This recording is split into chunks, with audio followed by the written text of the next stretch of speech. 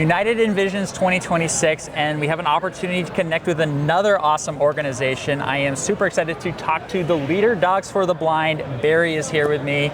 Tell us all about what you're doing and what you guys are all about. So thank you again for the opportunity to talk about Leader Dog. We have been in Rochester, Michigan since 1939. Whoa. We're the second oldest dog guide school in the nation. Amazing. Yeah, Lions Clubs founded us. Being Lions, they saw a need and filled it. Yes. So we've been training dogs since 1939. Amazing. And then the early 2000s, we started teaching orientation and mobility as well. So the cane skills. Yep. Initially for people who wanted dogs to make them more successful with a dog. And then we realized very quickly that lots of folks who didn't want or even care for a dog wanted to be more independent in their travel. Of course. So we opened it up to everybody. Amazing. So we do that. We also have programs for teenagers. We do a camp every summer. Nice. And 3 separate weeks of orientation and mobility where they get to come and bring a caregiver with them. Okay. So they get to learn why it's so important to let those kids do the hard things to be an independent person. Amazing. Yeah. I love what you're doing. How do people get involved? Like, you know, what's your network of where people connect to you from? Like, how far do your services extend? Great. So we serve the United States and Canada. Okay. And you have to be legally blind and 16 years old. Okay. And then there are some physical requirements to be successful with a dog. Yep. You have to be able to get out and go. Yep. For orientation and mobility, it's not nearly as rigorous. Yep. As long as you want to be independent and have the ability to get out and go. Yep. As long as you can do it, we can help you do that and be safer. Amazing. So we get connected a lot through Lions Clubs. Okay. A lot through service providers. Yep. And then a lot through, in fact, probably most of it is word of mouth. Word of mouth. Our graduates go out and talk to other people about, you know, this is a good spot.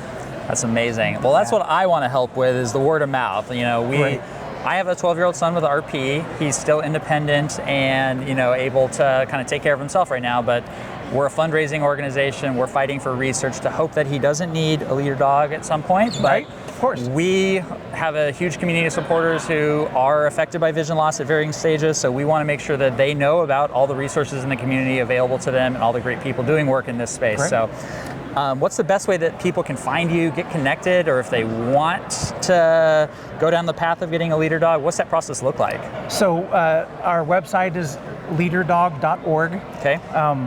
And all of the application is online and it's completely accessible. Mm-hmm. If you can manage your way around a computer, the application is completely accessible. Accessible, good. Yeah, and we want to know if it's not. Yep. We went to great lengths to make sure that it was. That's and amazing. If it's not, we'd love to know. Yep. They have to be physically fit enough to get out and go. Like we trained a really great dog. We want to make sure that you're going to use it for what it was intended to be used for. Yeah, for sure. And then the orientation and mobility part, again, like I said earlier, as long as you're able to move independently, we can help you do it a little bit more safely. Once you go down the route of needing to get a dog, you guys get through the application. Is there like a training process to learn how to work with the dog, get oriented to the dog, get matched with the dog? What is that process like? Absolutely. So the number one thing that makes somebody ready for a dog is really good orientation and mobility skills. Okay. The dog, while they're cute and lovable, they are a travel tool. Yep. And they do basically the same thing that a cane would do. They give you a preview to your environment. Yep. They do it maybe in a little bit less, with less contact with the environment. Sure. So they're an obstacle avoidance device, Yep. where the cane is an obstacle detection device. Okay. But the dog has no clue where you want to go. Yeah. So to be successful with a dog, you have to be an independent traveler. Yep. You have to have places to go and things to do. You don't have to be employed, but you have to have an active lifestyle. Yeah. So really good orientation and mobility skills is the number one thing that makes you most successful with a dog.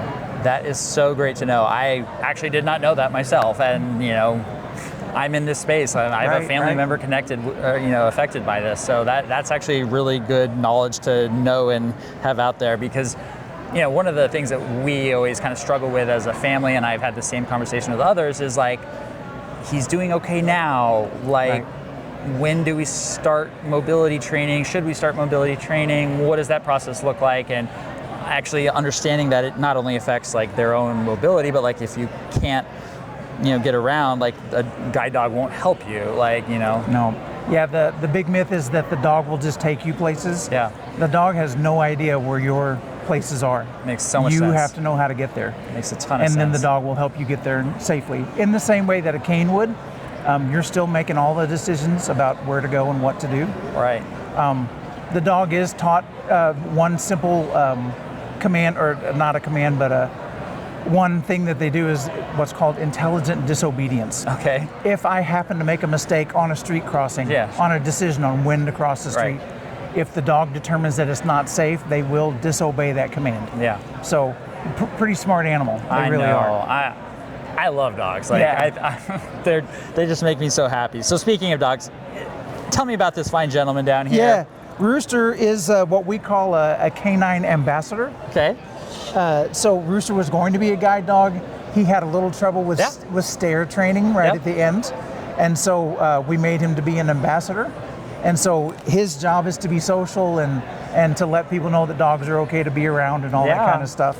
So everywhere I go that I drive, I take him with me to speaking engagements and conferences. So cool. Camps for kids, things like that. I don't take him on the plane because he's not my service animal. Yep.